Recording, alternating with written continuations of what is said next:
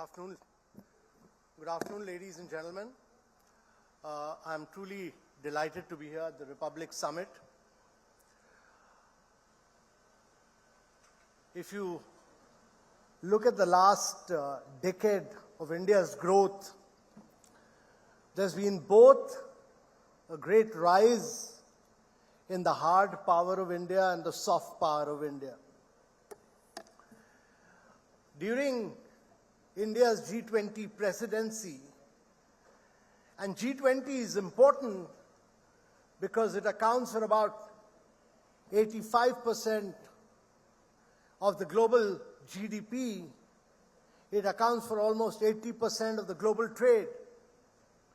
And it accounts for almost 75% of the global population.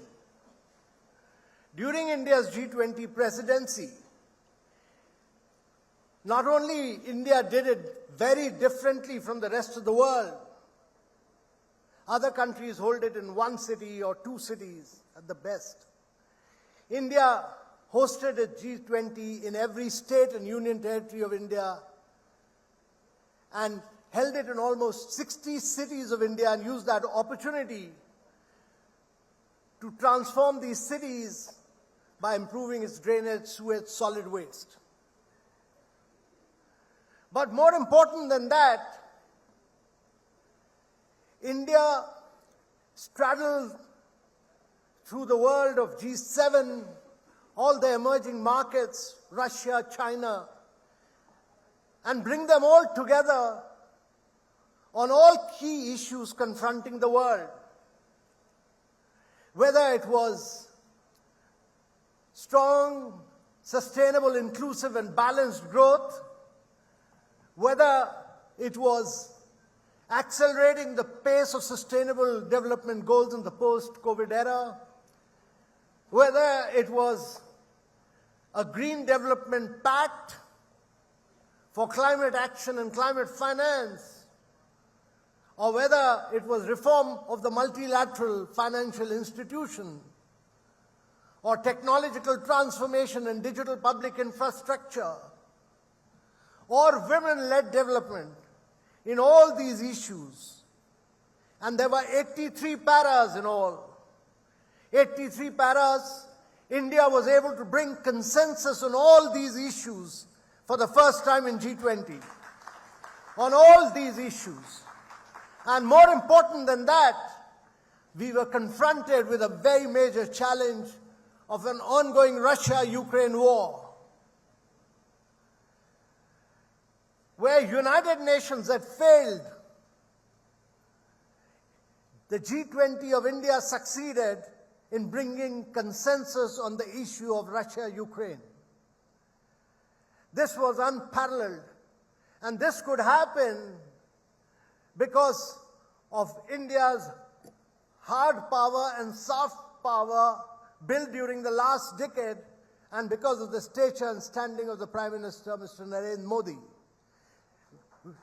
We could take a lot of risk, we could be gutsy, we could be bold, we could be courageous, largely on account of this leadership. And it's important to dwell a little bit on this, because if you look at the last decade, India has carried out a vast range of structural reforms in its economy. It's brought in GST, one tax across the economy, is brought in a modern bankruptcy law, is brought in the Real Estate Regulation Act to save middle class of India, is brought in the finest corporate tax rates, it's focused on ease of doing business, and scrapped a vast range of rules, regulation, procedures, and processes, and scrapped almost 1,500 laws. The structural reforms were accompanied by digital transformation of India. 1.4 billion digital identities, 550 million bank accounts were opened during 2015-17. When we started opening bank accounts in 2015, only 18% of the women in India had bank accounts. Today, 91% of the women have bank accounts in India. This has not happened anywhere else in the world. And then we linked up both the digital identity and the mobile number, which enabled us to do fast payments. Today, we are the world's #1 in real-time fast payments in the world. We do 46% of the real-time fast payments. Last year, we did 128 billion fast payments in the world. China was second with 26 billion fast payments. That was the difference. From 128 billion India, China 26 billion. And then we had a number of our startups doing cashless, paperless credit, number of young startups doing wealth creation by taking stock market to rural areas, Tier 2, Tier 3 cities, a number of startups giving insurance in 1 minute flat on the basis of your mobile. So fast payments in 30 seconds, wealth creation in 30 seconds, and digital insurance in 1 minute. That has been the transformation of India. And this is all open source, open API. This is globally interoperable. And unlike the rest of the world, where data is monopolized by the big tech, Amazon, Google, Facebook, and Amazon in India, and in China by Tencent and Alibaba, in India, the data is owned by the citizens of India. And they give permission, which is technically made possible by their consent on the mobile, on the go. So our model during G20 was accepted as the best model in the world. The definition of digital public infrastructure and the framework was accepted. And today we've taken it to 20 countries of the world, and tomorrow we'll take it to the rest of the world. Because 4 billion people of the world do not have a digital identity. 2.5 billion people do not have a bank account. 133 countries in the world do not have fast payments. So India's model will be taken to the rest of the world to transform the world. And that is why during COVID, we could do 2.2 billion COVID vaccination, and we could, instead of giving large packages, we could put money straight into the bank account of these beneficiaries. Whereas in the United States of America, 9 million checks came back, and Germany struggled for 18 months to create digital identities. So ladies and gentlemen, structural reforms, digital identity, and the third was in infrastructure, the push towards infrastructure. Creation of 40 million houses, of 110 million toilets, of 30 million electric connections to households, of 253 million piped water connection, and almost 80,000 kilometers of road. That's been the story of infrastructure creation in India. And that's why the Bank of International Settlement said that what India has achieved in 9 years would have taken India 50 years to achieve in the normal course. Instead of 50 years, we could do it in 9 years. And therefore, this infrastructure creation the government was able to do because it took its spending of capital expenditure for 1%, from 1% in 2014 to 4% till in the last budget. And this shows government's determination to create world-class infrastructure. And the fourth key point is what India has done for climate action and to build a sustainable and a clean India. We have not contributed to greenhouse gas emissions in the world. Our CO2 emission is only 1.3%. Our total emission is 1/10 of the United States of America. But as a responsible nation, India took over the responsibility and created 187 gigawatts of renewable energy.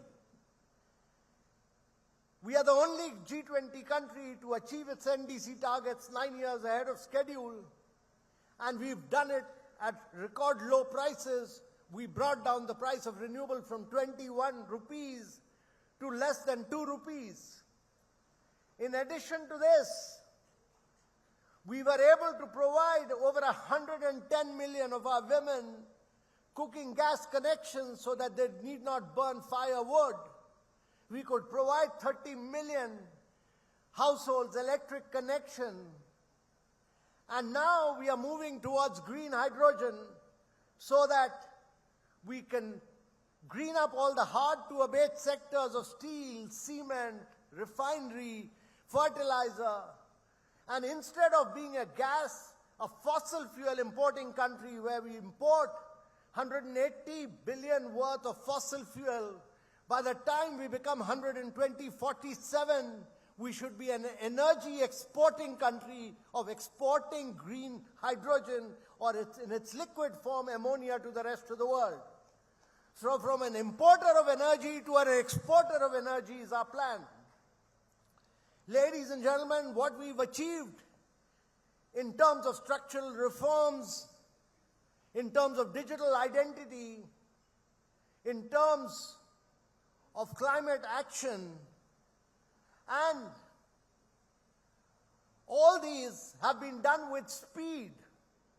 And the focus has constantly been on implementation, implementation, and implementation. So this has enabled us to build our hard power and our soft power.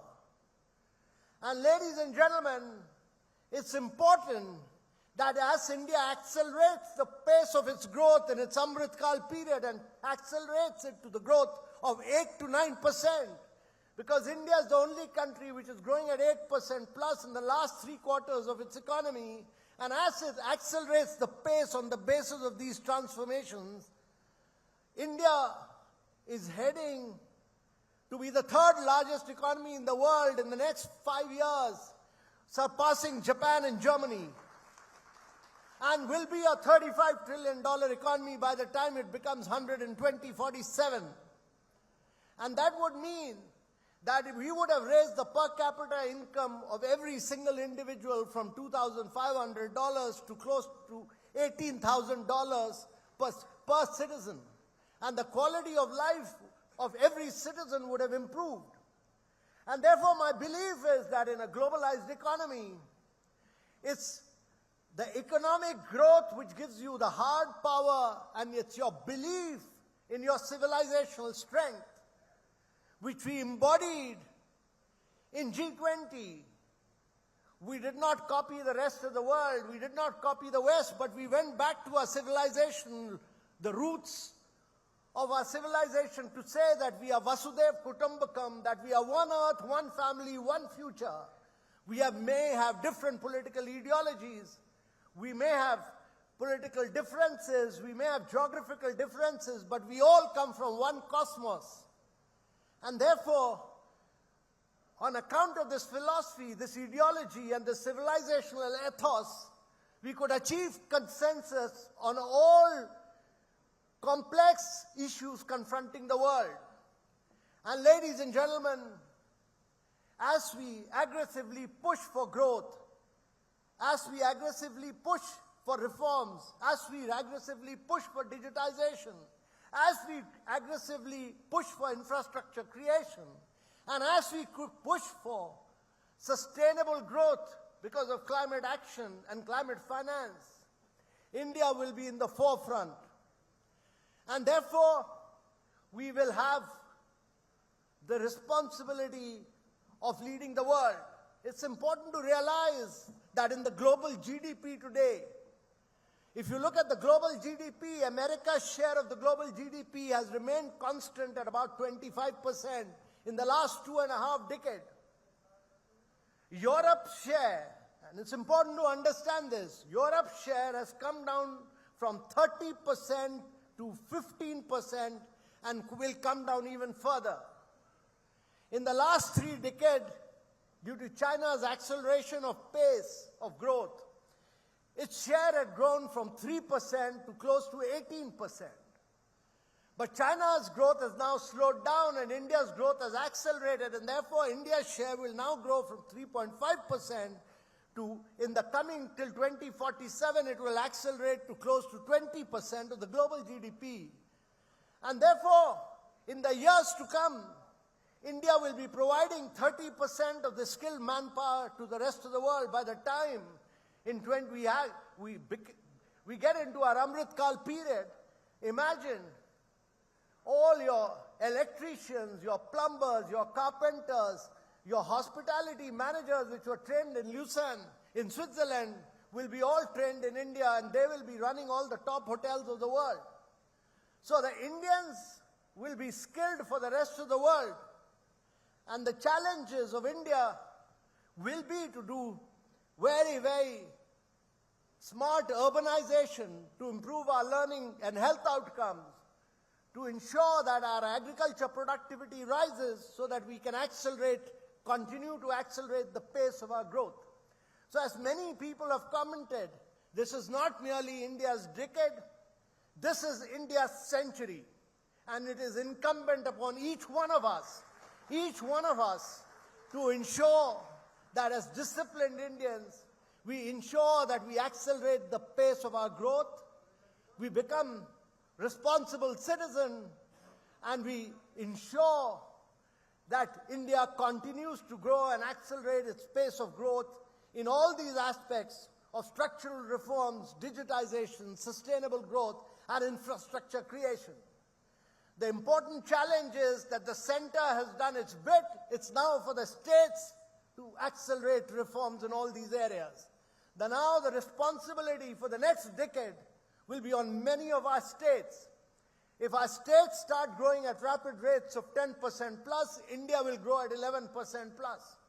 And therefore, it's not merely that the western part of India or the southern part of India accelerates its pace of growth, but the northern, the eastern, the central part, the southern, the western, all India must grow. And it's important that all these structural reforms which have been carried out by the center, the next phase is carried out by the states of India. They become the agents of change, and they become the key drivers of growth. So ladies and gentlemen, I'm absolutely convinced that this is not merely India's decade, this is India's century, and it's for all of us to work together to accelerate the pace of our growth during the Amrit Kal period. Thank you very much, ladies and gentlemen.